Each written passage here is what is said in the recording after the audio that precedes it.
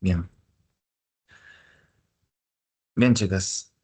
Buenos días con todos. La clase de hoy principalmente vamos a ver la segunda parte de lo que vendría a ser los fármacos que actúan principalmente en el sistema nervioso central. Ok, esta clase principalmente vamos a ver principalmente antiepilépticos, que es la mayoría, o bueno, la gran parte de la clase de hoy. Vamos a ver toda la terapéutica, o bueno, principalmente la base de la terapéutica contra lo que es la epilepsia. Vamos a ver las benzodiazepinas que vimos la clase pasada, con lo que es la comparación de los barbitúricos. Y por último vamos a ver los fármacos Z, que se van a entender principalmente como fármacos que sirven para el insomnio. Principalmente, problemas de insomnio y todo eso. Ya, ya. Vamos a comenzar definiendo epilepsia, que he notado que varios de ustedes aún no manejan este término bien. ¿Ok? Vamos a entender epilepsia. La epilepsia se entiende como una enfermedad o un trastorno neurológico caracterizado por una predisposición a presentar o a generar lo que se conocen las famosas crisis epilépticas de forma recurrente. ¿Ok? Ahora, ¿qué es una crisis? La crisis es la manifestación clínica o proceso clínico en donde va a haber una sobrecarga o va a haber una descarga anormal, excesiva y simétrica de un grupo de neuronas principalmente, y todos estos en el cerebro. Es por eso que cuando hablamos de trisis, no siempre vamos a hablar de capaz una convulsión, que ese es otro término.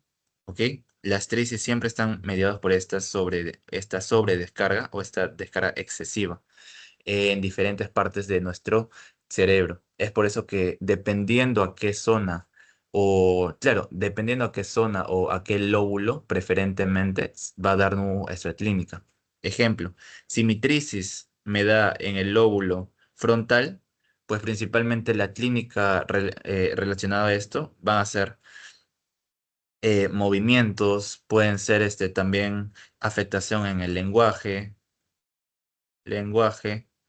y bueno, entre otras. En cambio, si la trisis o la sobredescarga se da en el lóbulo occipital, nos van a dar síntomas oculares, ya sea alucinaciones principalmente, alucinaciones. ¿Ok? Así que trisis se va a entender como esto, la descarga o la sobredescarga excesiva, anormal y sintrónica de un grupo de neuronas. Ahora, ¿cuándo decimos que es epilepsia? ¿Cuándo definimos que ya tenemos una patología conocida como epilepsia? Hay dos criterios. Primer criterio, que estas crisis epilépticas sean no provocadas y estén separados por un periodo mayor a 24 horas. ¿Por qué digo un periodo mayor a 24 horas? Porque si hablamos de un periodo menor a 24 horas, normalmente se asemeja o la etiología o la causa de esta epilepsia es un proceso agudo. ¿Qué procesos agudos me dan epilepsia? Ejemplo, un trauma. Un trauma en el cerebro te puede dar una epilepsia. Trastornos en los iones, principalmente en el sodio. El aumento o la disminución de sodio te puede dar epilepsia. Fiebre. La fiebre. La fiebre es la causa más común de epilepsias o de crisis epilépticas en niños.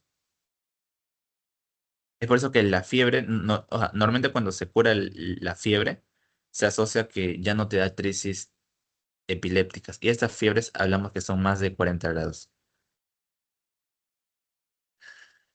Otro más que podemos resaltar, trastornos de hipoglucemia.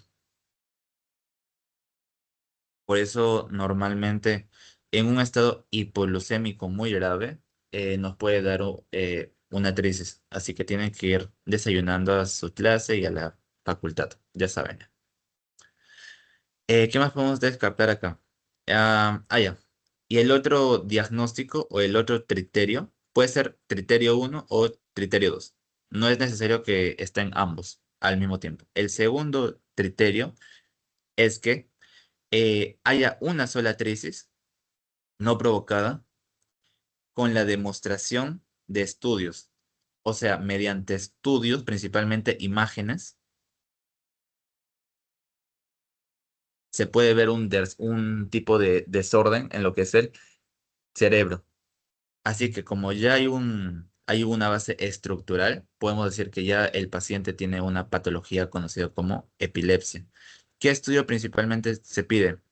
La electroencefalografía. Es el principal que se tiene para dar lo que es el diagnóstico como tal. ¿Sí? Ahora, vamos a distinguir entre cuatro conceptos claves que los van a hablar en clase y todos son distintos. Y también les van a pedir la selección de fármacos según estos. Comenzamos con crisis epiléptica, que ya lo definimos, es la descarga anormal, excesiva y sincrónica de un grupo de células, pero la crisis epiléptica se separa en dos grandes grupos, las focales y las generalizadas. ¿Ok? Las focales, principalmente como su nombre dice, es focal, únicamente ataca a un lóbulo. Y la generalizada principalmente ataca a ambos. No, principalmente a los dos hemisferios. Hemisferios. ¿Ok? Ahora, cuando hablamos de estatus o estado epiléptico, el estatus es la forma más grave de crisis. ¿Por qué, José? Porque el estatus epiléptico principalmente es una crisis epiléptica que dura más de 5 minutos. ¿Ok? Dura más de 5 minutos o son varias crisis consecutivas sin recuperación. Tienen que entender algo. Mientras mayor tiempo se dé esta descarga anormal, hay una mayor probabilidad de muerte de las neuronas. Y por histología, hasta donde yo sé, las neuronas no se regeneran. Entonces, este proceso es irreversible. ¿Cómo es que podemos recuperar de cierta parte de estas funciones? Mediante el proceso de plasticidad, que es el aumento de comunicaciones entre neuronas que principalmente sirve para el aprendizaje. Sí, pero el estatus epiléptico lo vamos a entender como una emergencia. E de emergencia, ¿ya? Una emergencia. Es algo grave porque nos puede llevar a esta muerte neuronal. Seguimos. Ya, la crisis es única. Como su propio nombre dice, esta crisis es única. Solamente te da una sola vez. Se sabe de que de 10 personas, mínimo a una persona de esas 10, alguna vez en su vida le va a dar mínimo una sola crisis. ¿Y esto por qué es? Porque son procesos agudos. Es un proceso agudo y secundario ligado a una patología. ¿Qué patología principalmente? La primera que tenemos es la fiebre. ¿Sí? Pues una vez de que calmas la fiebre y controlas la infección, pues pucha, dejas de tener la crisis y por eso se conoce como crisis única. Solamente te da una vez. Y el otro término con el que se confunden siempre es la convulsión. La convulsión es un tipo de crisis. ¿Cuál es lo característico de la convulsión? Que la convulsión normalmente es un episodio con fenómenos motores. Acá sí hablamos de síntomas motores, principalmente lo que son las sacudidas. Son contracciones o sacudidas, contracciones musculares repetitivas, ¿no? Cuando ven que tu paciente tiembla, sí, ya, esa es una convulsión repetitiva.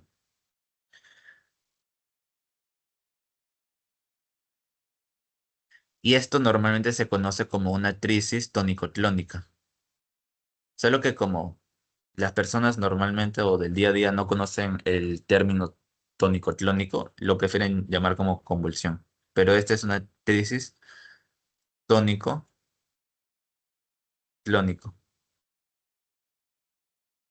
¿Por qué tónico-clónico? Porque hay dos fases. La fase tónica, que es la rigidez, y la clónica, que son las sacudidas. Sacudidas. Ya. Esos son los tipos de crisis o lo que vamos a manejar principalmente hasta esta parte. O bueno, durante todo epilepsia vamos a ver todo lo que vendrían a ser crisis. ¿Sí? ¿Dudas con esto? ¿Con las definiciones, que es la parte más fácil? ¿O todo José, bien? consultita. Dilo. ¿El estatus epiléptico lo podrías repetir? Ya. El estatus epiléptico va a ser la parte o la forma más grave de crisis, ¿ok? Porque es una crisis que dura más de 5 minutos. Cuando las crisis son muy duraderas, mayor a 5 minutos, por eso está el criterio, vamos a presenciar lo que es muerte neuronal, ¿ok? Y esta muerte neuronal es una muerte que, bueno, las neuronas no se regeneran. Entonces va a ser considerado como una emergencia, ¿sí? Listo, mejor, gracias. Ya.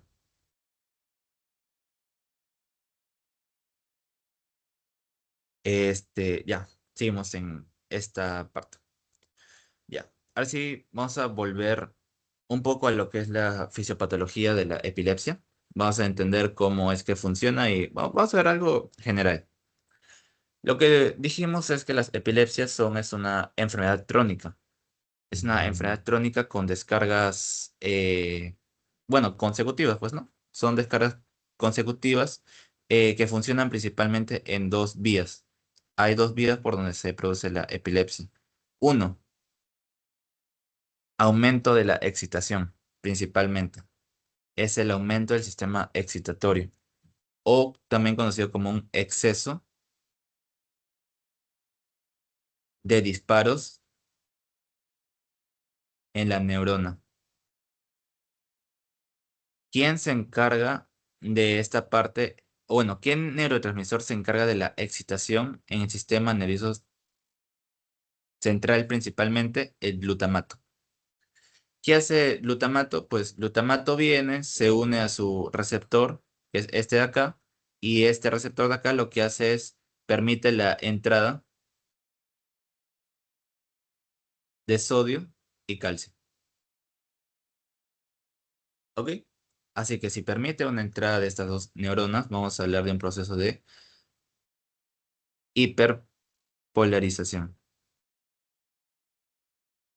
Y en este caso, este proceso está exacerbado, pues hay una flechita para arriba. Así que este proceso exacerbado es lo que me va a dar mis principales síntomas. ¿Ok? Esta es una parte, esta es una vía. La segunda vía es una disminución en qué cosa. Bueno, por lógica es una disminución en la inhibición. ¿Quién se encarga de la inhibición en el sistema nervioso central?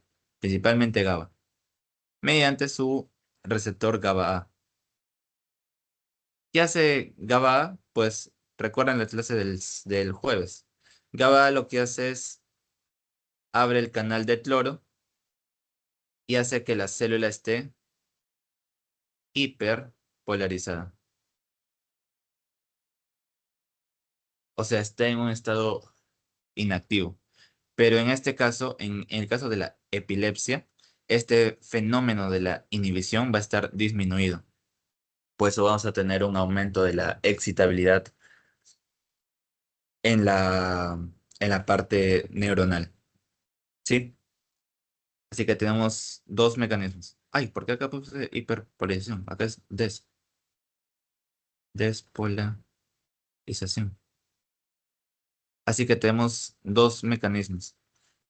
Y la verdad, la terapéutica de la epilepsia es bien complicada y bien amplia, porque vamos a poder actuar en todos estos mecanismos.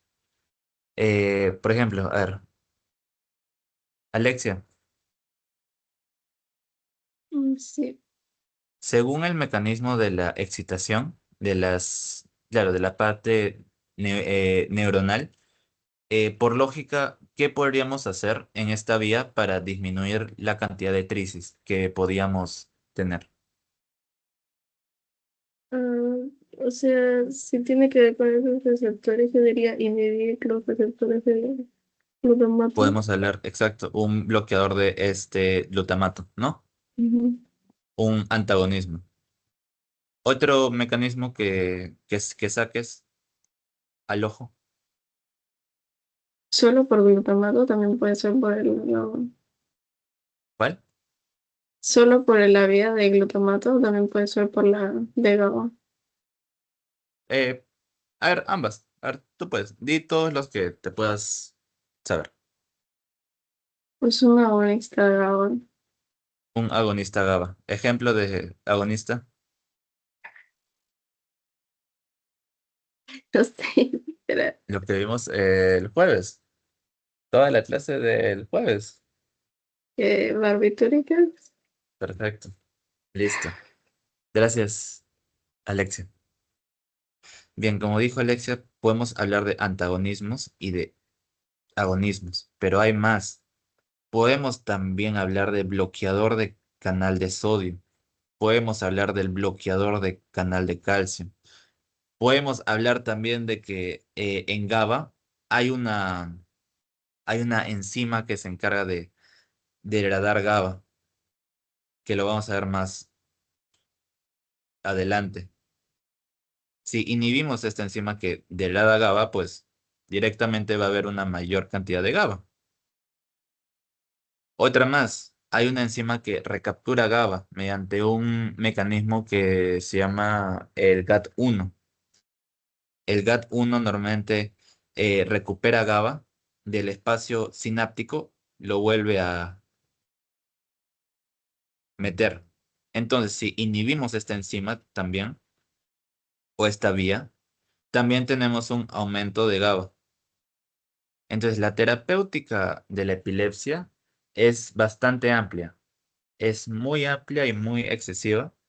Así que directamente no vamos a estudiar exactamente todas las vías, porque sería quedarnos acá, pucha, mínimo unas 5 horas, porque son tantos fármacos y tantos mecanismos por los donde podemos atacar esta enfermedad, que directamente vamos a centrarnos principalmente en lo que se habla en TEO. ¿Sí? Hasta acá una pregunta con la fisiopatología y la eh, terapéutica en general. O todo claro. Ya, creo que todo está bien. Seguimos. Esta es la tabla, la tabla con la que trabaja el Goodman. ¿Ok? Toda esta tabla es con la que trabaja el Goodman y es una tabla que, mira, divide tricis según si son focales o si son generalizadas. Hasta donde yo sé, hay más tricis. Hay más tipos de tricis, pero si el Goodman habla únicamente de tres, y acá también tres, pues vamos a respetar lo que dice el Goodman y no vamos a ampliar tanto. Y como primera observación, quiero que miren esto. Esos son los medicamentos de última generación y los convencionales. Y miren la cantidad de fármacos que hay. Hay, a ver, uno, 2, 3, 4, 5, 6, 7, 8, 9, 10, 11, 12, 13, 14, 15, 16, 17, 18, 19, 20. Pucha, hay más de 20. Y eso que ni conté estos. Por eso les digo, la terapéutica de antiepilépticos es bastante amplia. Así que nos vamos a centrar principalmente en los mecanismos de acción y en qué fármaco se usa en cada ocasión, principalmente. José, ¿cómo que cada Ocasión, sí, porque tienen que distinguir principalmente si su paciente tiene una convulsión tipo focal o si tiene una convulsión tipo generalizada, ¿ok? Y bueno, yo le expliqué, pues, ¿no? La convulsión focal es principalmente la que únicamente se da en un foco o en lo que se conoce en un lóbulo. Y según el lóbulo que se vea afectado, me va a dar mis síntomas, ¿ok? Vamos a comenzar con esta parte focal. Ya, la focal consciente, ya, su propio nombre lo dice. Es una crisis en donde tú estás consciente. O sea, te puede dar principalmente, qué sé yo, tanto síntomas motores como síntomas sensitivos. Pero siempre el paciente refiere estar consciente. O sea, si tú le preguntas por ¿qué te pasó? Se acuerda de toda la crisis. Se acuerda. Te puede describir cómo comenzó, te puede describir si, pucha, la crisis comenzó cuando sintió algo, cuando sintió tipo un aura, que bueno, las auras no vamos a tocar esta clase porque eso es más amplio aún, pero o sea, el término es que se acuerda todo lo que pasó durante esta crisis, ¿ok? Y los síntomas, pues, ya lo he dicho, son dependientes. Hay síntomas motores y hay síntomas sensitivos, principalmente. En los motores, principalmente quiero destacar uno, que es el automatismo. Automatismo. José, ¿qué es el automatismo? Es un movimiento repetitivo, no voluntario y coordinado. Es muy diferente a una convulsión, ¿ok? Porque una convulsión normalmente la convulsión es un proceso no coordinado, y acá únicamente se ven periodos de contracciones involuntarias excesivas. En cambio, el automatismo es un movimiento coordinado. José, un ejemplo. Puedes ver a un paciente que comienza su crisis y, pucha, únicamente lo que hace es, no sé, empieza capaz a sobarse la mano. Hace esto. Comienza así. Se soba, se soba, se soba. Y normalmente no responde a estímulos. ¿Ok? O sea, tú le dices, oye, ¿por qué estás haciendo eso? Y no te contesta. No contesta estímulos. A estímulos externos. No contesta, ¿ok? Principalmente al habla, no contesta. A lo que sí contesta, hay un tipo de estímulos que sí contesta, son los autónomos. Sí contesta a estímulos autónomos. José, ejemplo de estímulo autónomo. Le prendes un foco en su ojo y su ojo pues hace miosis, ¿ok? El ojo va a hacer miosis porque sí va a responder a lo que vendría a ser el estímulo autónomo. Pero cuando tú le hablas, tú le preguntas, oye, ¿por qué te sobas? Oye, ¿por qué estás haciendo eso? No te contesta. Es bien complicado que te conteste. Bien. Seguimos con los focales con pérdida de la conciencia. ¿Ok? Los focales con pérdida de la conciencia son lo mismo que los focales, solo que estos, pues su nombre dice, pierde la conciencia. O sea, directamente el paciente no se acuerda. No se acuerda de las trices. O sea, le preguntas, oye, ¿qué te pasó? Y te dice, no sé, yo estaba bien. Así te dice. Y no se acuerdan nada de lo que pasó, de que estuvo con un automatismo, de que tenía un aura, no, no se acuerda de nada. ¿Ok?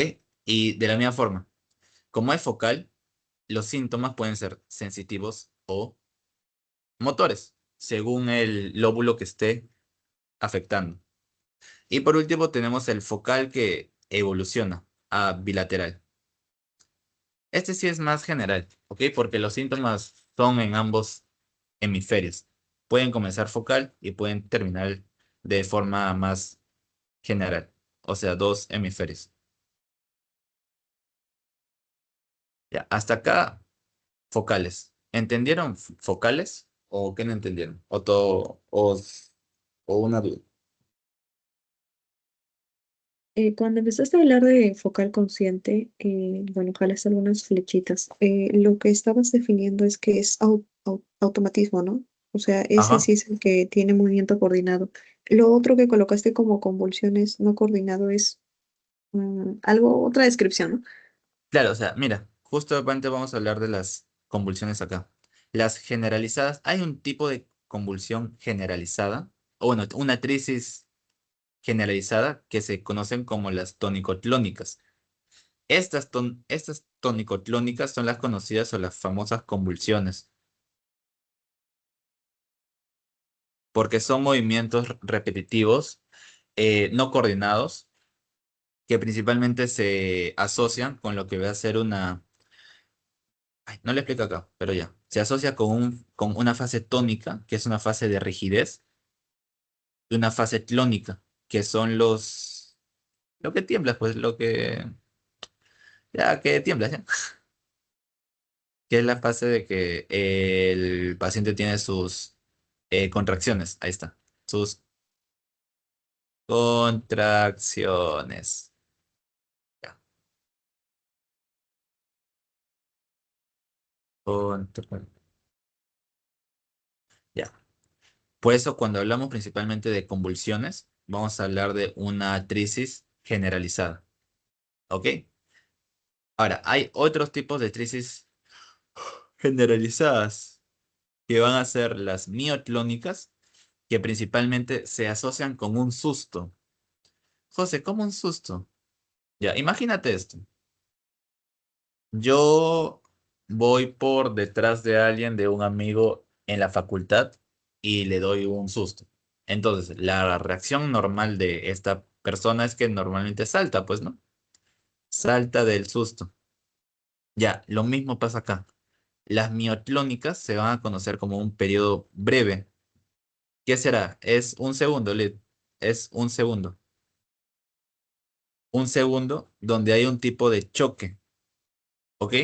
Que se expande por todo el cuerpo. Es como que te asustan y pucha, tú te quedas así. Es como un espasmo. Ahí está. Un salto, un espasmo. ¿Ok? Estas son las mioclónicas que se asocian a lo que son los sustos. O sea, te asustas de algo que no existe. Y ya, vamos a dejarlo así. Y por último estamos la crisis de ausencia. ¿Ok? Las crisis de ausencia principalmente se caracterizan porque tienen un inicio y un final súbito. ¿Ok? No responden a estímulos, no responden a estímulos visuales, no responden a nada. Y son muy cortas, son menos de 30 segundos. ¿Ok? Y hay una pérdida absoluta de la conciencia. Y se caracterizan principalmente porque bueno, o en tu paciente o en tu examen te va a decir, el paciente tiene una mirada fija. Si tú en tu examen ya lees mirada fija, tú de frente ya piensas, ah, ya, esta es una crisis de ausencia. Ahora, ¿qué le puedes dar en cada tipo de crisis? Pucha, hay un montón de fármacos que le puedes dar. Así que vamos a ver parcialmente la terapéutica de cada uno. Parcialmente, no vamos a extendernos tanto. Pero hasta acá, ¿dudas de los tipos de trices? Que únicamente son 6. No, no, no, no. Ya, seguimos. Ya, esta sí es la terapéutica. Ya. Vamos a hablar de los fármacos que se usan según la sinapsis excitatoria y la sinapsis inhibitoria. ¿Ok? Esta es la sinapsis excitatoria. Ya. Cuando hablamos de sinapsis excitatoria, vamos a hablar principalmente de glutamato, vamos a hablar de iones de calcio más sodio y vamos a hablar de un proceso de despolarización. En este caso, esta sinapsis está aumentada. ¿Ok? Por eso se traducen como periodos excesivos, o bueno, es un trastorno excesivo de la despolarización de algunas neuronas. Ahora sí cojan lápiz y papel porque vamos a ver mecanismos de acción. Y esto sí preguntan. Así que anoten esta parte de sí o sí porque voy a dar pepas. Full pepas, full pepas. Ya. En la parte sináptica excitatoria van a haber dos fases. Vamos a dividirlo acá. Esa es la preneurona o la presináptica y esta es la parte postsináptica.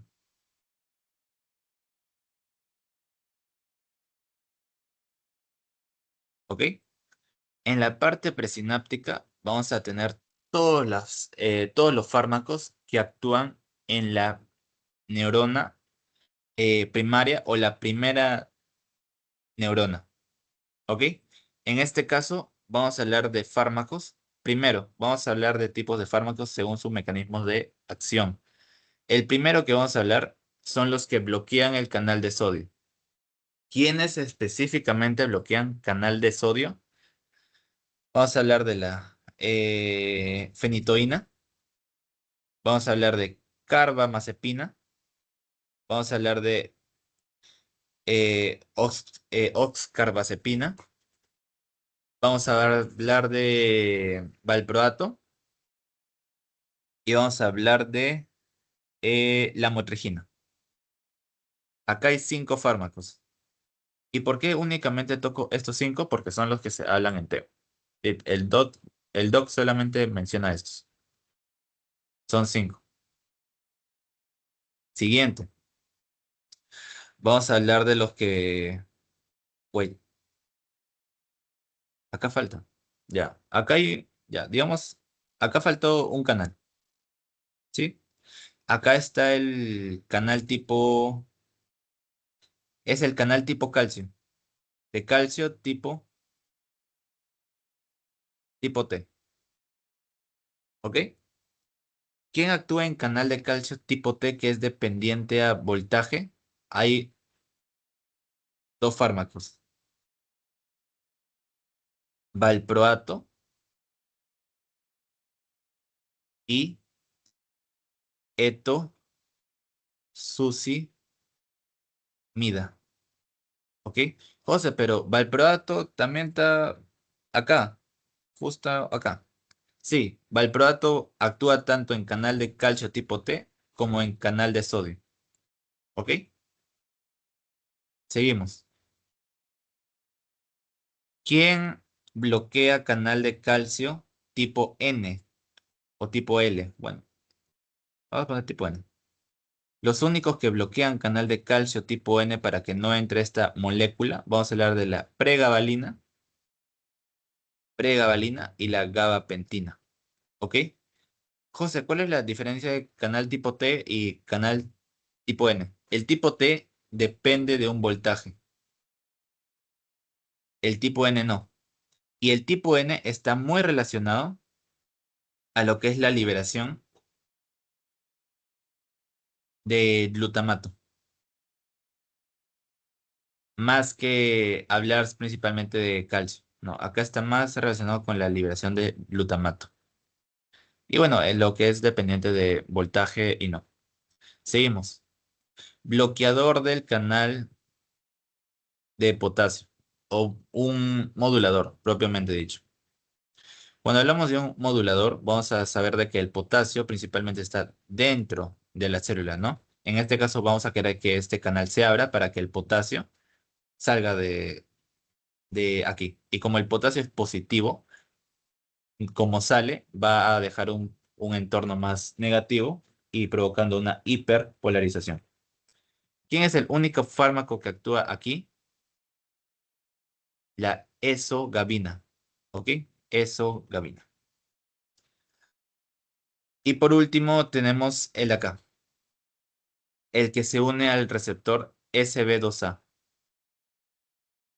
¿Cuál es la función de este receptor? Principalmente, esta molécula o esta proteína es la que se une a esta parte de acá.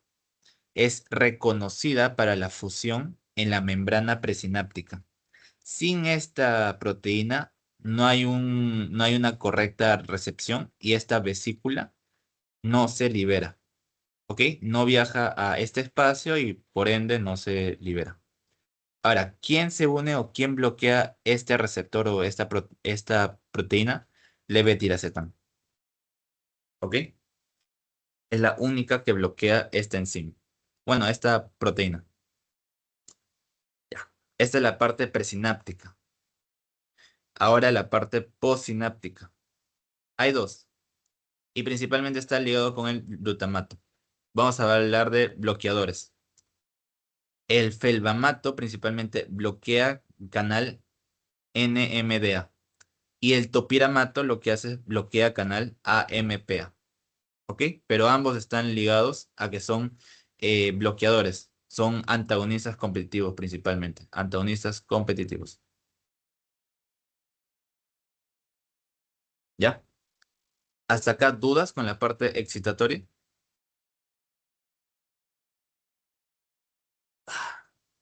¿Cuál era la diferencia entre canal tipo L y tipo N?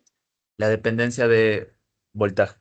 El tipo L únicamente necesita que haya un voltaje eléctrico, mientras que el tipo N depende de un neurotransmisor. ¿Sí? Sí, ahora sí, gracias. Perfecto, Alex. Seguimos con la parte inhibitoria.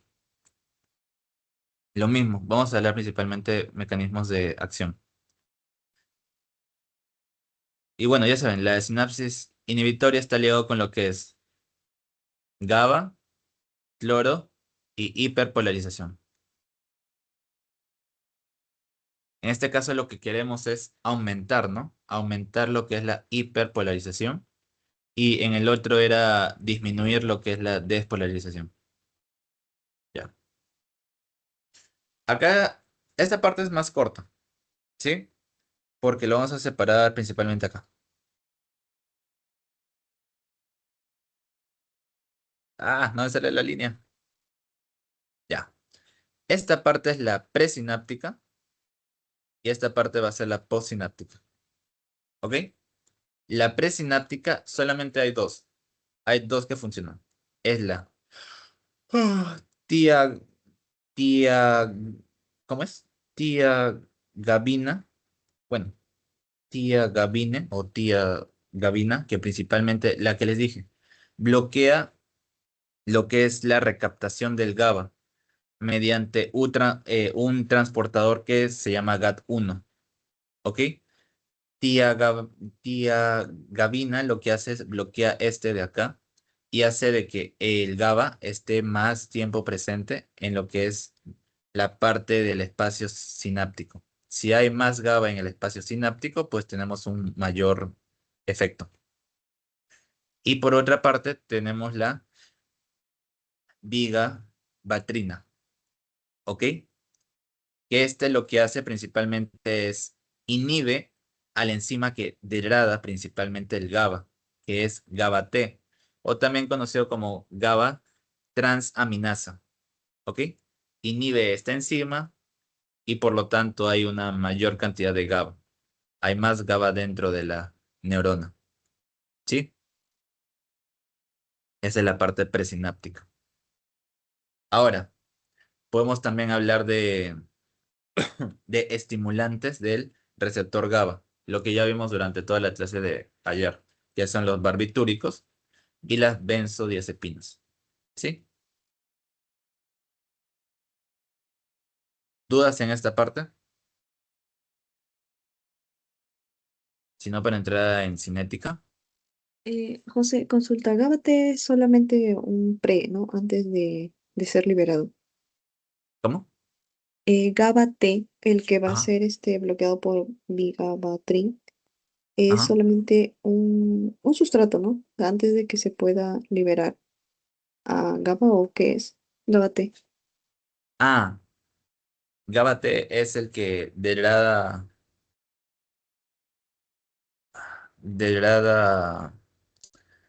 GABA libre.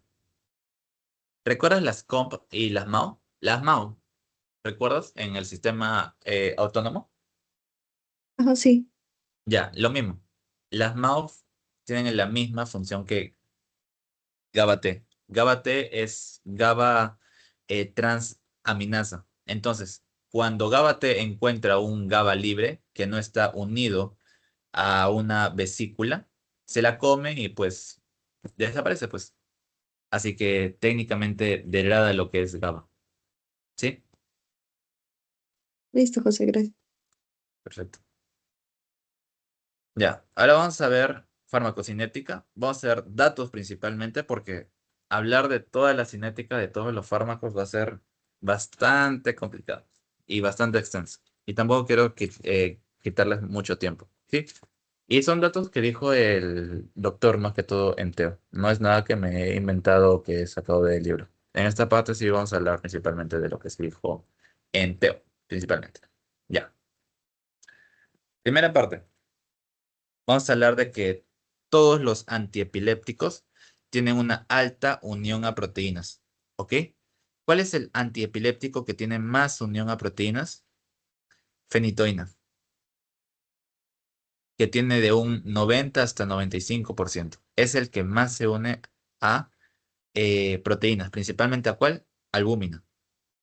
Ahora, hay una comparación clásica que se hace, bien clásica, que es que viene un paciente que usa warfarina y un paciente que usa lo que es la fenitoína. Y el paciente viene porque presenta lo que vendría a ser principalmente ¿cómo te llamas? Equimosis, presenta petequias y presenta moretones, more, moretones sin un antecedente de un golpe. ¿Ok? Así que vamos a llamar a alguien. ¿Y Yari estás? Ya, sí estás, será. Sí. Estás con tu desayuno, creo. Ya. ¿Por qué crees de que no se puede usar fenitoína con warfarina? Bueno, creo que por la alta unión que tiene a proteínas, no está permitiendo que warfarina bueno, pueda llegar, ¿no? A hacer su función. Entonces, creo que ese paciente se está desangrando por dentro, ¿no? Por eso la formación de Claro. moretones. O sea, principalmente eso, o sea que, mira, la parte que está unida a la proteína, a la albúmina, vamos a conocerlo como un fármaco inactivo, ¿ok? Cuanto mayor fármaco esté unido a la albúmina, hay mayor cantidad de fármaco inactivo o también conocido como fármaco latente, que tiene un efecto más prolongado, pero tiene un efecto no tan potente, propiamente dicho. ¿Ok? Así que en este caso, la warfarina tiene un porcentaje de unión a proteínas del 80 al 90%. Entonces, la fenitoína va a competir con la warfarina por esta albúmina que hay. Entonces, ¿cómo funciona la warfarina? Iyari. Mecanismo de acción. ¿Lo han visto en fisio?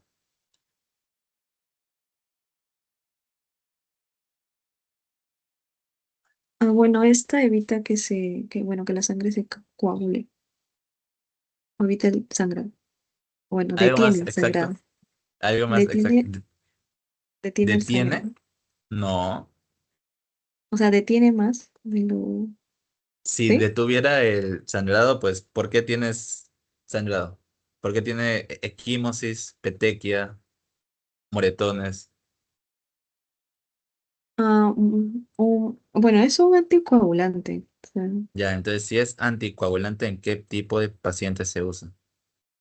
allá en los que se pueden tener trombos o pueden desarrollar trombos. Trombos. Trombos o embolias, ¿no? Ahora, la warfarina principalmente lo que hace, su mecanismo de acción es un antagonista de de factores de coagulación, o sea, la hemostasia secundaria, factores de coagulación, coagulación dependientes de la vitamina K. ¿Por qué? Porque la warfarina es un antagonista de la vitamina K. Entonces, lo que nos va a hacer es que va a disminuir la concentración de estos factores. Vamos a llamar a alguien. Javier, ¿estás? Perdona. Ha sido por tu desayuno. Ay, Diosito, Diosito. Ya. Fátima,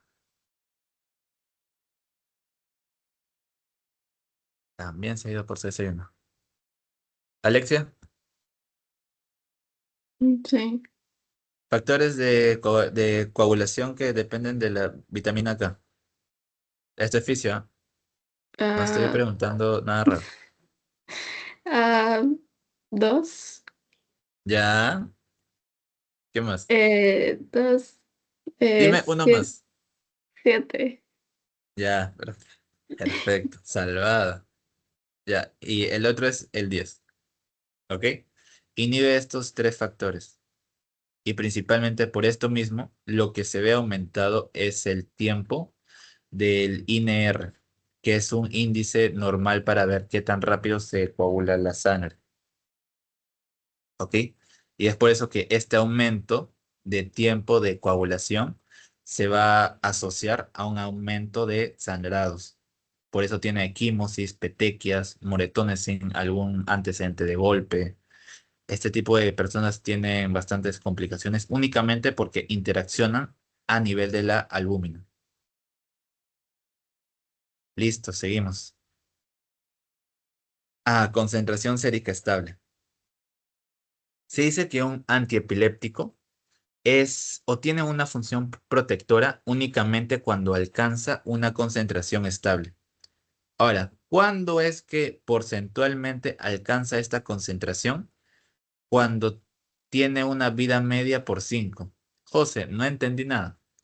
Ejemplo, el fármaco X tiene un tiempo de vida media de 12 horas. Entonces, para que esté en su concentración estable, vamos a hablar 12 por 5, 60.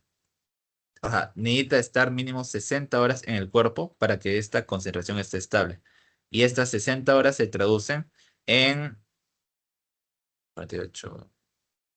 Espera, ya, no, 2 días, 4 días, 2 días más 12 horas.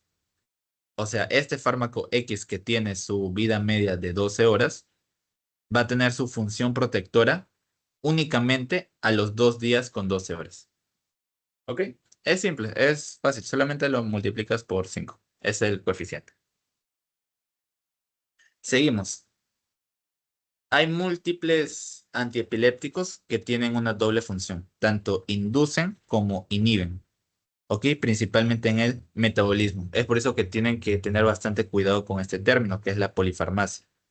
Tienen que usar los fármacos de la mejor manera posible para que no tengan estos dos efectos. ¿Cuáles son los principales inductores? fenitoína, carbamazepina y fenobarbital. ¿Ok? Son los principales inductores. Y los principales inhibidores son valproato y felbamato. Esto es memoria, chicos. Esta parte sí es memoria. Y por último, hay una cinética de primer orden. Y Yari, se fue al baño, ya fue. Sí estoy. ¿Qué es la cinética de primer orden? Lo vieron en la semana 1. Sí sé, espera. Eh, Te acuso con no, no, no, no. Sebastián, ¿no? Va a decir que no has prestado atención a sus clases. Si la de cero era como lo que eran concentraciones, la de cinética de primer orden corresponde a... Ay, se me ha ido. Tiene que ver con las dosis, tiene que ser dosis continuas, pero no me acuerdo en qué contexto. Ya, tranqui. Alexia, ¿tú sabes? A ver, salva el día. Ya, ya, espera, de orden cero se supone que era, o sea, que no tenía que ver con la concentración, que yo sepa. La Y de orden primer uno, orden, o sea, sí, era como dependiente, no sé, proporcional a la concentración de fármaco que había. ya, a ambas las voy a acusar con Sebastián, ¿ya? Ya, a ver, Alex estuvo más cerca. A ver, es la verdad. En términos simples, vamos a decir que a más fármaco hay más eliminación. Ya está, ya. Es lógica. O sea, vamos a hablar de una relación directamente proporcional. Simple, ya está. No hay más que decir acá. Y ya por último, hay un dato acá también que es importante. ¿Qué fármacos antiepilépticos pasan por fase uno y qué fármacos pasan por fase 2? La de fase uno, ustedes saben que necesitan la fase del CYP, ¿verdad? O sea, este tipo de pacientes tienen que tener un buen estado hepático, un buen hígado, ya, vamos a poner un buen hígado. En cambio, los de fase 2, que únicamente se da el proceso de conjugación, se puede dar en pacientes que tienen fallas hepáticas. Falla hepática. ¿Una cirrosis? Perfecto. Una cirrosis, un adenocarcinoma, un...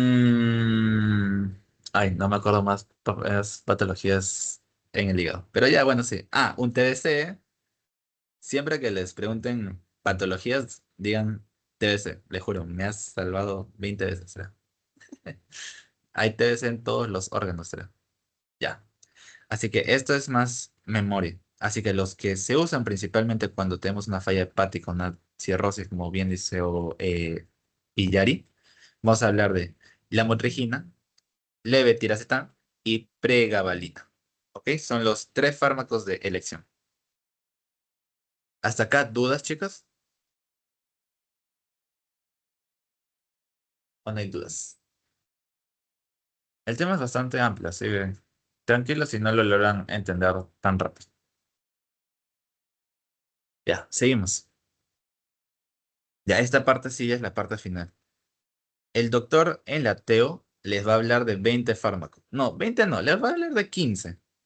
Yo les traje 1, 2, 3, 4, 5, 6, 7. Mira, yo les traje 8, que para mí son los que más preguntan y los más importantes. Para mí, ¿ok? Porque estos fármacos son principalmente los que se usan en la primera línea y son los que siempre se tienen que acordar. Si quieren, tómenle una captura o como gusten, porque con esta tabla pueden comparar lo que dice el doc en Teo y pueden aumentar info y bueno, ya como ustedes gusten. Ya, comenzamos. Levetiracetam. Mecanismo de acción, como ya vimos, es el único que se une a la proteína de la membrana en las vesículas, ¿no? Y por eso inhibe la liberación de glutamato principalmente.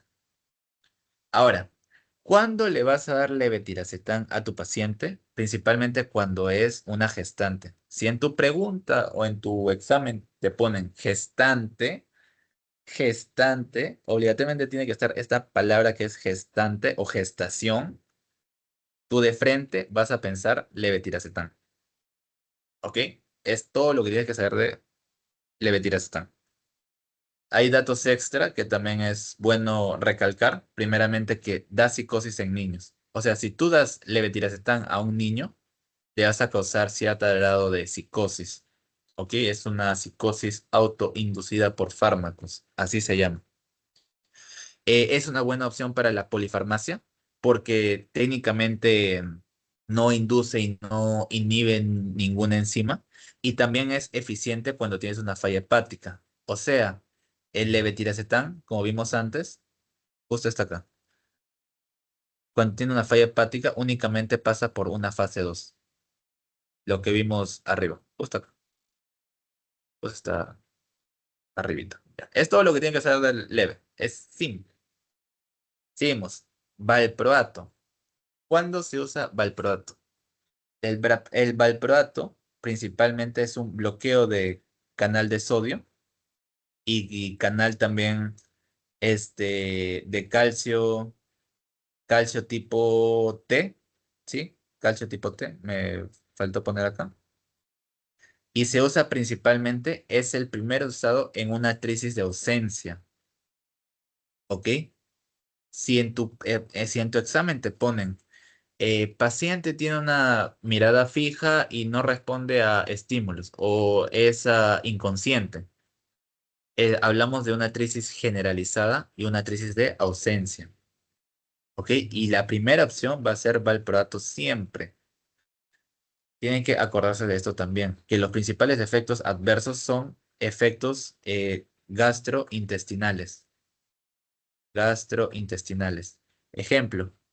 Se sube de peso, es hepatotóxico, te da pancreatitis, también te da alopecia, que es la calvicie. Es como que comienzas a tomar valproato y el paciente se comienza a, pucha, quedar calvo.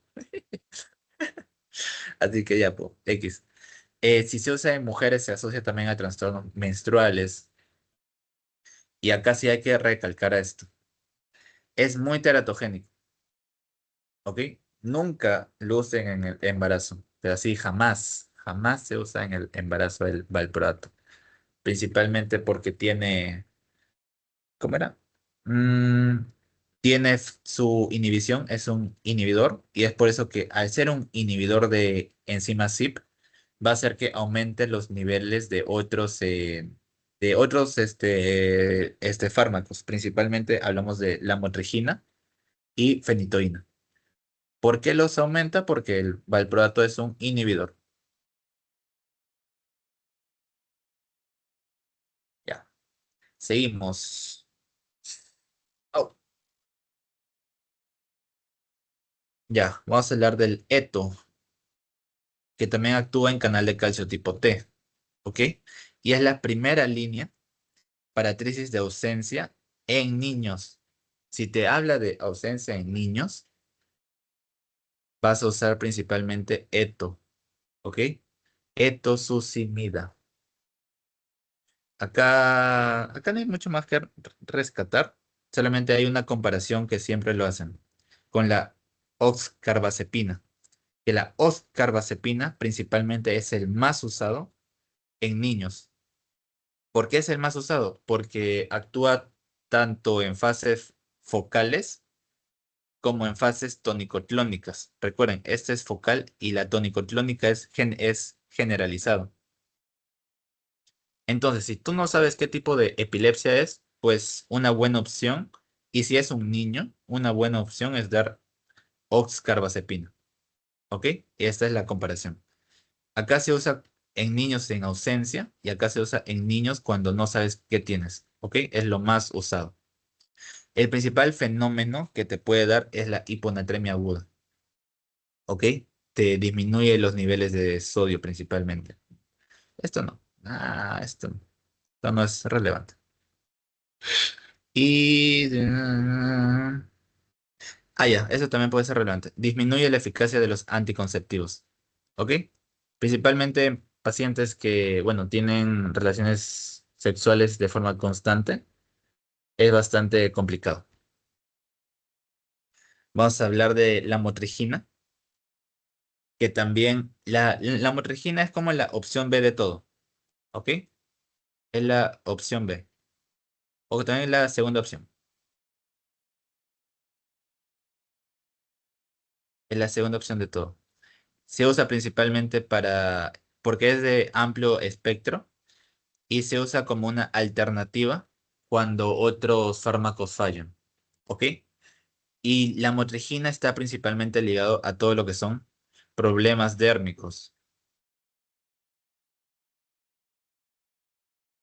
ya sea rash cutáneo, que es por hipersensibilización, el síndrome de Steven Johnson, que es una pérdida de lo que es la epidermis, es una tipo, ay, ¿cómo decirlo? Es un desprendimiento, es un desprendimiento, ¿ok? Te da exantemas también, que todo es cutáneo, o sea, como ven, todo es cutáneo, todo lo que, o sea, si en tu examen te dice problema cutáneo, es posiblemente que le estén dando la motrigina, ¿ok? Y también podemos hablar de que no induce ni inhibe ningún enzima. Ya, seguimos. Vamos a hablar de la fenitoína también, que esta sí es la primera usada en crisis generalizadas, ¿ok? Creo que acá había otro de generalizadas. Ah, ya. El valproato es la segunda en generalizadas. Acá no, acá es la primera línea cuando tenemos una crisis generalizada y cuando tenemos un estatus epiléptico, que el estatus, ya lo dije, es un proceso de emergencia. Cuando viene un paciente con un estatus, tenemos que dar eh, fenitoína, emergencia, ¿ok? La fenitoína, damos normalmente.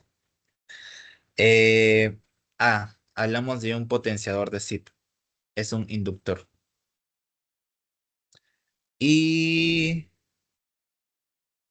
ya. Y la fenitoína es la que tiene un aumento o tiene la mayor porcentaje de unión a lo que es la albúmina. ¿Ok? Seguimos. Carbamazepina. Hablamos principalmente de trisis focales o parciales. Es la primera línea de trisis focales. ¿Ok? Y en este caso es inductor también. Es un inductor y es caracterizado porque se autoinduce. Es un dato curioso. El fármaco se autoinduce a él mismo, por eso que cuando se usa con un tiempo ya no tiene un efecto significativo. Es más, hay una comparación exacta que estos dos fármacos que son inductores nunca se usan juntos. Nunca juntar fenitoína con carbamazepina, ¿ok? Nunca juntar.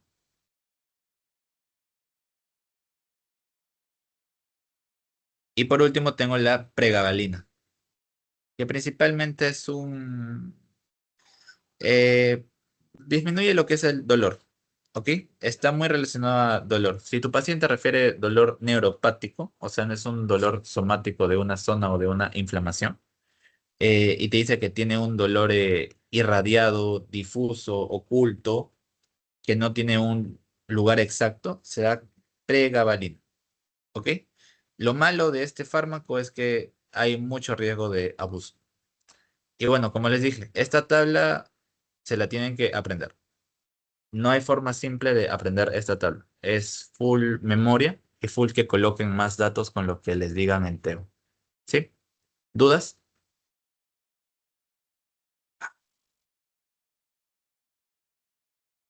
Ya, creo que la tabla los dejó parapléjicos, creo, a todos, porque es demasiada info. Y es la verdad. La terapéutica de los antiepilépticos es demasiado extensa. Pero bueno, se intentó hacer lo más chiquito posible. O sea, cuándo es lo primero usado, qué es los principales efectos que me causa, inductores, inhibidores, todo eso. Y nada, vamos a cerrar la parte de antiepilépticos Así que, ¿dudas sobre antiepilépticos en general? ¿O pasamos ya con benzodiazepinas? Ya, vamos a pasar allá a benzodiazepinas, ¿ya? Porque la clase se nos hace corta. Ya, benzodiazepinas. Ya, es lo mismo que vimos la clase pasada con los barbitúricos, ¿ok? Las benzodiazepinas, como ya hemos dicho, son fármacos depresores del sistema nervioso central, ¿ok? Funcionan no como agonistas, son potenciadores del receptor GABA, exactamente del GABA-A, ¿ok? Así que son considerados alostéricos positivos. ¿Por qué? Porque acá lo que hacen principalmente es que aumentan el tiempo de apertura. No, tiempo no, la frecuencia, perdón, porque el tiempo es el barbitúrico. Acá es la frecuencia de apertura. Por eso hay tipo una llave y siempre es dependiente a lo que es GABA, que es es el neurotransmisor. ¿Ok?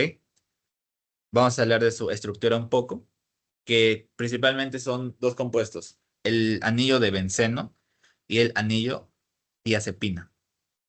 Si juntas los nombres, pues te da la benzodiazepina. Y por eso se llama así. El grupo benceno, eso es para su práctica. El grupo benceno es lo que te da la estabilidad. ¿Ok? A toda la benzodiazepina lo que le da estabilidad o la estructura es el grupo benceno. Y la diazepina lo que principal te da es la interacción con el receptor GABA. Ahora, hay sustituciones, hay muchas sustituciones, ¿ok? Así que no vamos a hablar en este caso como los barbitúricos que se sustituían en el carbono 2, porque las benzodiazepinas tienen múltiples. Hay múltiples cambios en todas las moléculas, así que no vamos a explicar esta parte. Y tampoco la tocan en TEO, así que ya, X. Ahora vamos a clasificar según su duración, si es corta o prolongada o intermedia. Ya. Estos sí, acuérdense de estos seis, porque estos seis son los que preguntan. Son los únicos seis benzodiazepinas que preguntan y ahorita voy a dar las pepas de qué es lo que preguntan de cada uno. Primero tenemos que entender algo. ¿Cuál es el que dura más? El que dura más siempre va a ser el diazepam, con un periodo largo de 20 horas hasta 50 horas. ¿Ok? El que dura menos es el midazolam, que dura de 1 a 3 horas. Y el que actúa más rápido, el de más rápida acción, es el triazolam. Es el más rápido. ¿Ok? Porque tiene un efecto de 15 a 30 minutos. ¿Ok? Así que principalmente los de acción prolongada son los que se van a usar como antiepilépticos. ¿Ok? ¿Cuál es el que principalmente se usa como antiepiléptico? El de primera línea, la benzodiazepina de primera línea contra epilepsia o el tratamiento, el clonazepam. ¿Ok? Es el de primera línea para la terapia de la epilepsia. ¿Qué más hablamos del clonazepam? Que es también la primera línea contra lo que es la fobia social. Hay un factor de fobia social, o también conocido como ansiedad sostenida o ansiedad generalizada. Generalizada. Así que estos son procesos trónicos. Todo proceso trónico es que se va a usar el clonazepam. ¿Ok? Seguimos. Acá ya hablamos, esto ya hablamos. Ya. Falta Alpra y Lora. ¿Para qué se usa cada uno? Lorazepam principalmente se usa cuando tu paciente tiene una falla hepática. Así que si tu paciente tiene falla hepática, se da lorazepam hepática. Y también es el primero que se usa cuando hablamos de una crisis convulsiva, de una convulsión. Cuando el paciente está temblando ahí, que está retorciendo, se da el lorazepam. ¿Ok? ¿Y el alprazolam para qué se usa? Es el primero que se usa ante una ansiedad aguda o un trastorno de miedo, también se llama. Cuando te da miedo, ¿sí? Para que te calmes más o menos rápido, se da alprazolam. Esas son las pepas, pepas de pepas. Son 6 fármacos y cada uno tiene su propio característica única. De lo que más pregunto. Ya. ¿Dudas de esto? Está bien. No vamos a ampliar tanto en esto porque benzodiazepinas tienen el mismo mecanismo. Es más, voy a pedir que alguien me lo explique ahorita. Ya, con esta imagen de acá. A ver. Y Yari, ya, reivindícate. ¿Estás? Sí, sí estoy. Explícame el mecanismo de acción de las benzodiazepinas. Ah, bien, este va a tener su sitio como, bueno, va a ser un agonista alostérico, entonces en este caso, bueno, va a ubicarse en un sitio fuera, ¿no? O sea, en el canal, pero fuera, en un sitio alostérico. ¿Ya? Y a diferencia de lo que son los barbitúricos, este depende mucho de la presencia de GABA. También Ajá, tiene, ¿no? Un techo, o sea, si es que este neurotransmisor o sea, terminara, entonces solamente llegaría con un efecto hasta la disponibilidad de GABA. explícame un poco en qué es ¿se une en GABA A o en GABA B? En Principalmente. GABA, Ya, perfecto. ¿El efecto techo me lo explicas? sí, o sea, el neurotransmisor GABA va a tener cierta cantidad, ¿no? O va a estar disponible en cierta cantidad. Ajá, Entonces, en el momento en que se esté administrando benzodiazepina, y se sigan aumentando las dosis, bueno, al menos este va a ubicarse, ¿no? En un sitio hasta cubrir todos los receptores para GABA. Pero en el momento perfecto. en que se suban ya mucho las dosis, ya no va a haber efecto porque ya terminó, ¿no? No hay el neurotransmisor disponible. Claro, entonces el único efecto que voy a tener es cuando activo GABA o la presencia de GABA. ¿Qué más te puedo decir? No, nada. Perfecto. Gracias, Iyari. Perfecto, Iyari. Justo como dijo su compañera. Es un alostérico, depende de GABA, se une a GABA A. Eh, no, nada. Estoy conforme con lo que dijo su compañera. Muy bien, Iyari. Ya. Seguimos. Ahora, vamos a ver efectos según el porcentaje de receptores. ¿Ok? El primer efecto es un efecto ansiolítico, principalmente cuando la benzodiazepina se une únicamente a un 20%, no, a un 20 al 30%. ¿Ok? Nos va a dar este efecto ansiolítico. La sedación nos da cuando se une del 20 al 50. Ay, no, este está mal. Anestesia, retorno. Hipnótico. Ya, este está mal. No, no me acuerdo de dónde saqué esto. Ya. Primero es ansiolítico, que es del 20 al 30%. ¿Ok? Luego es la sedación profunda, que es del 20 al 50. Luego es la amnesia,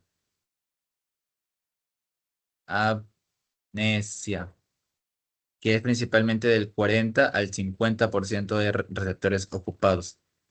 Luego es la hipnosis, acá sí es la hipnosis, que es que te da sueño y es cuando se da del 60 al 70%. Y por último es la sedación. Esa es la sedación profunda. ¿Ok? Que principalmente se da cuando hay una ocupación del 60 al 90%. Ahora, ¿por qué les digo o por qué les hago importancia en esto? Principalmente porque cuando hay una mayor concentración de benzodiazepinas, vamos a tener un mayor efecto de sedación. ¿Ok? A más benzodiazepinas, tenemos más efecto sedante. Y a una menor cantidad de benzodiazepinas, vamos a tener un mayor efecto ansiolítico. Ansiolítico. ¿Ok? Esta es la comparación que quería hacerles. Y es según el porcentaje de receptores que están acoplados. Ya, de esto no es mucho porque ya pues lo hemos visto durante las dos clases ya. No sean malos, no voy a repetir que activa canal de cloro, hace la neurona más negativa y pucha, no se da el esto. Siguiente, porque creo que tampoco hay tiempo. Ya, la cinética. Ahora sí. En cinética vamos a hablar de que las benzodiazepinas tienen alta biodisponibilidad oral, ¿ok? Pero principalmente están afectadas o su absorción suele ser afectada por la alimentación, la presencia de alimentos. O sea, cualquier tipo de alimentos, no, porque se dice que cuando tú consumes grasas, las grasas normalmente lo que hacen es aumentan la absorción, ¿sí? Así que no siempre la disminuyen. Únicamente aumentan cuando tú consumes benzodiazepinas con grasas. ¿Sí? ¿Qué más podemos decir acá? Ah, ya, nada. Distribución. Altamente liposolubles. ¿Por qué? Porque tienen que entrar a la barrera hematoencefálica. Lo malo, también tienen una alta unión a lo que es la proteína plasmática, que es la albúmina. ¿Ok? Así que a mayor cantidad de porcentaje que esté en la albúmina, tiene una fase latente, aumenta lo que es la fase latente. La fase latente va a ser el fármaco que está inactivo. Inactivo. Pero está presente, pues. Entonces vamos a hablar de una mayor duración. Ya. En el metabolismo tienen que acordarse que principalmente es hepático. Pero hay tres benzodiazepinas que no pasan por este metabolismo hepático o no pasan por esta fase uno. No pasan. ¿Cuáles son? Los que están acá. Lorazepam, oxazepam, y acá me faltó uno, que es el temazepam. Temazepam. Acuérdense como dato, estos tres fármacos nunca va a entrar en fase uno. Por eso estos tres se usan principalmente cuando tenemos un paciente con cirrosis o una falla hepática. Cirrosis o una falla hepática. Falla hepática. Ya. Y por último tenemos la excreción que normalmente se da por vía de la orina, principalmente. Ya, acá está mi PEP. Falta uno que. Ya. Clonazepam principalmente se usa para el tratamiento crónico de la epilepsia. ¿Ok? Es un tratamiento crónico porque el clonazepam, ya dijo, es un benzodiazepina de duración larga.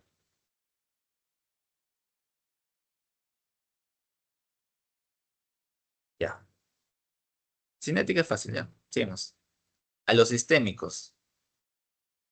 Este sí es importante. Bueno, en el sistema nervioso central ya hemos visto todo lo que hace. Guíense según los receptores que acople, ¿ya? Se guían según eso. Porque si hablamos de parte general, puede causar tanto amnesia, sedación, ansiolisis, anticonvulsivo, también es, o sea, todo lo que es depresión del sistema nervioso central, lo podemos hablar acá. Ahora, el problema está acá, en el corazón. ¿Por qué en el corazón? Las benzodiazepinas se conocen que deprimen o disminuyen la frecuencia cardíaca.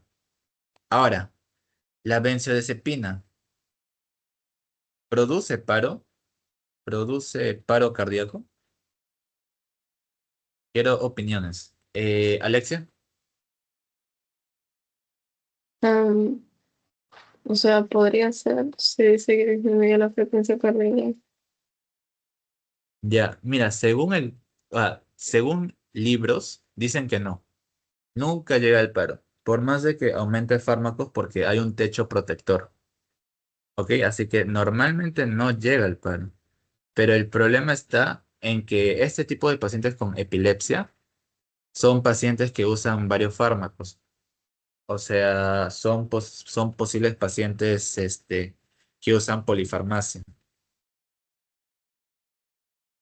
Y la polifarmacia juntada con esto, que es la depresión cardíaca, ahí sí te puede producir paro. Pero por sí solos es bien complicado, casi nunca. Es más, o sea, según libro, nunca. Según el libro, nunca te produce paro. Únicamente te produce paro cuando hay una combinación. ¿Ok? Y esto les digo por qué. Porque hace 2 días me peleé con mi doctor en neuro. Y bueno, nos mostró historias clínicas de que hay pacientes de que entran en paro únicamente cuando usan benzodiazepinas, pero también usan otro tipo de fármacos. Pero ya bueno, es tema de otra clase. Y bueno, en el sistema muscular lo que te hace es una relajación muscular, estar más tranquilo, ya bueno, todo eso te habla de inhibición de la parte neuromuscular o placa motora de la primera vía. Ya. Me faltó acá hablar de los efectos adversos. Efectos, efectos adversos o también conocidos como efectos adversos, ¿ya? Hay dos grandes grupos de efectos adversos, ¿ok? Van a ser los fármacos con corta duración y lo vamos a separar con fármacos de alta duración.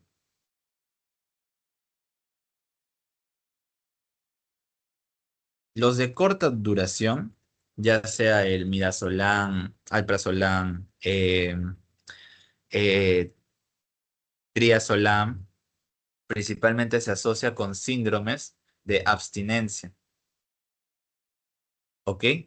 Principalmente te da insomnio, te da ansiedad, te entra en un estado, ¿cómo decirlo?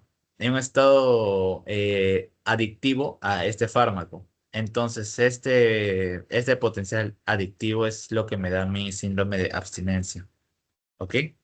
En cambio, los fármacos que tienen larga duración, tanto el clonazepam, diazepam, se asocia principalmente a problemas residuales, porque te da somnolencia diurna, diurnia, diurna, te puede dar aumento de riesgo de caídas, principalmente en ancianos, te puede dar también problemas en la parte psicomotriz. Comienzas a caminar más lento, te olvidas de cómo conducir, de cómo manejar un aparato. O sea, principalmente está muy relacionado a la parte motora, los de larga duración. ¿Ok? Con estos efectos, ¿dudas? Para ya entrar en la última diapo. Ya, todo bien. Sigamos entonces. Ya, y los fármacos zetas, que directamente, ya los hablé desde el comienzo, creo. Que, bueno, son fármacos que se usan para tratar el insomnio. Ese es todo el resumen. Los fármacos zetas son usados para tratar el insomnio. O sea, toda pregunta que te diga insomnio, piensa en un fármaco zeta, por favor. ¿Ok? Son bastante parecidos a lo que vienen a ser las benzodiazepinas. ¿Cuál es la diferencia? Principalmente, la benzodiazepina actúa en una subunidad. La benzodiazepina actúa en GABA A en la subunidad alfa, ¿ok?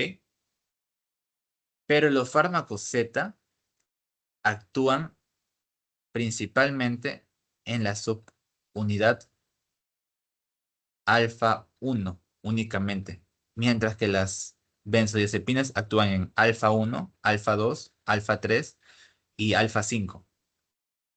¿Ok? Así que tienes que conocer, o bueno, como dato, capaz puedas conocer qué función tiene cada subunidad. Alfa 1 está muy relacionado con lo que es la hipnosis. ¿Ok? Muy relacionado. Alfa 2 está relacionado principalmente con la ansiedad, o sea, es un ansiolítico. Alfa 3 principalmente es para las convulsiones, o sea, te ayuda a la relajación muscular. Y alfa 5 es para la memoria, lo que viene a ser la amnesia. Amnesia, ya. Así que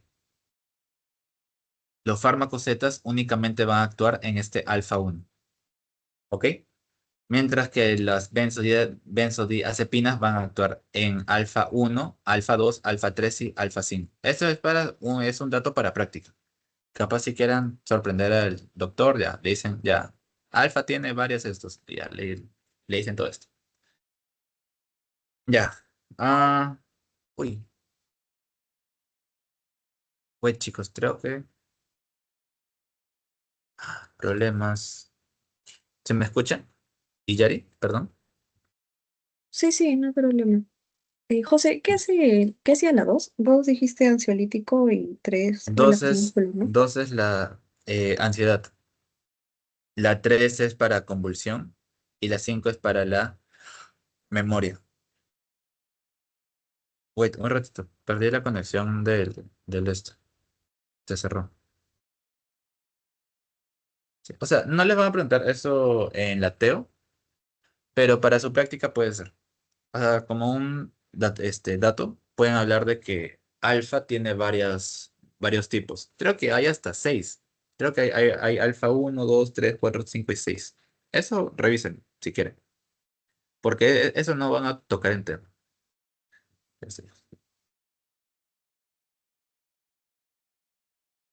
No, perdí esto.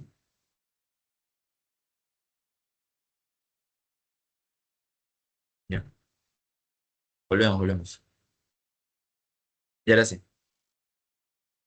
Y como les dije, los fármacos Z, como actúan únicamente en una subunidad que es la 1, se va a decir que tiene un efecto más localizado, más focal y que inducen el sueño más rápidamente. ¿Por qué inducen el sueño más rápidamente? Porque únicamente tienen efecto en una subunidad. Entonces tenemos un efecto más específico. Específico. Ahora, los fármacos Z actúan en dos principales mecanismos, tanto en un agonista del receptor alfa 1, que ya les había hablado, que estos son los conocidos como los fármacos Z principalmente, y los antagonistas de orexina. ¿Ok? Vamos a ir viendo cada uno. Wait, un ratito. Un ratito. Es que mi lore está acá y está que me molesta hace rato. Ya sí. Ya. Acá de la misma forma. No vamos a abarcar la parte explícita de todos porque son 7 fármacos. Y hacer una tabla de 7 fármacos también es un montón. Y únicamente voy a darles cosas fijas. En los fármacos Z hay 4, ¿ok? El más importante de todos, creería yo que es el Saleplón y el Solpidem, principalmente. Y ambos son de efecto muy corto. ¿Por qué muy corto, José? Porque principalmente no queremos de que el paciente tenga esta adicción, principalmente. Y únicamente, como es tan corto, se usan principalmente para inducir el sueño. ¿Ok? Inician el sueño, ambos. Insomnio de consolidación.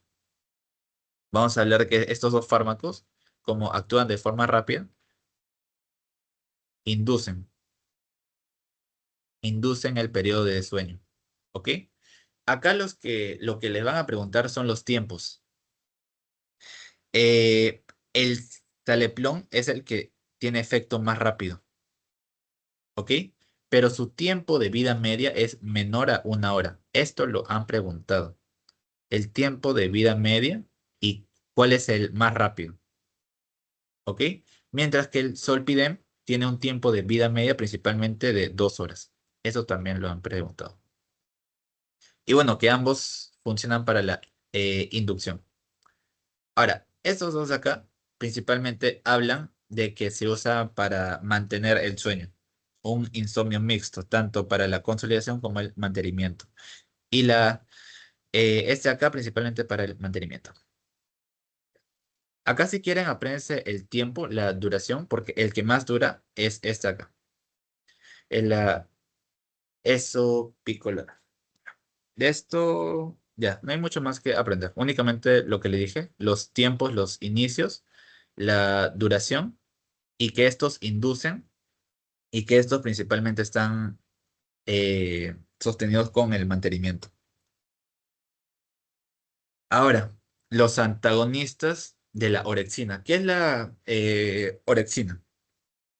¿Alguno sabe? Creo que eso es neuro, creo. ¿O es orexina? ¿Ha hablado de orexina en fisio? ¿O no ha hablado de orexina en fisio? Ay, Diosito, Diosito. Orexina. Ya.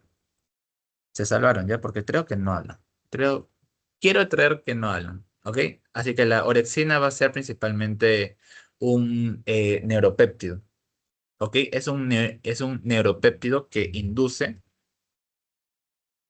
lo que son procesos de vigilia. Vigilia. ¿Ok? Así que la orexina propiamente dicho te va a hacer estar despierto. Si tú bloqueas su receptor con un antagonismo competitivo, porque son competitivos, pues bloqueas que está despierto y en su contraparte te da sueño. Ya está. No hay mucho más que decir acá.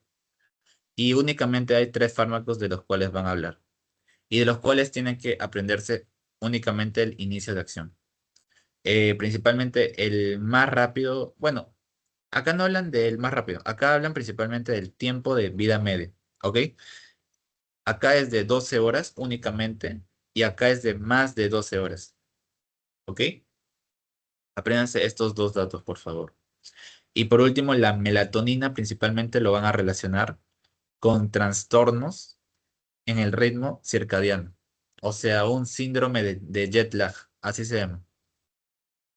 Cuando hablan de trastornos del ritmo circadiano, es un síndrome llamado jet lag, que está relacionado principalmente cuando un desajuste con lo que es tu ritmo de sueño con el ambiente o con tu entorno. ¿Sí? Ya, chicas, eso sería todo. ¿Dudas hasta acá? ¿O todo bien?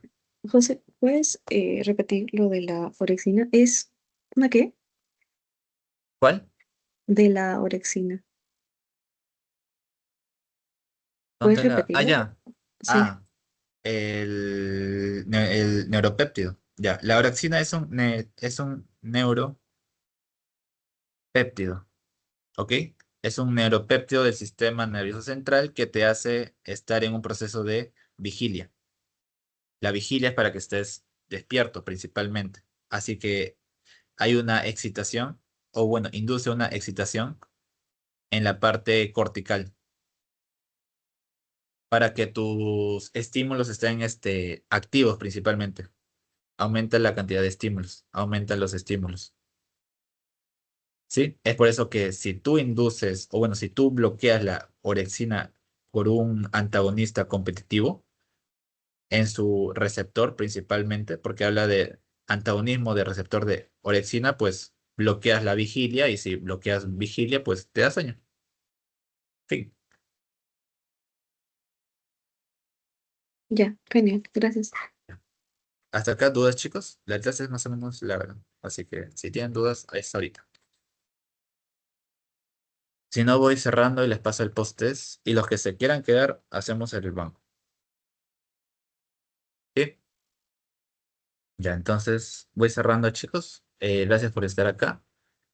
Y, vamos a ver el tema del repaso, ¿sí? Ya, voy a ir cerrando la grabación y les paso el postas.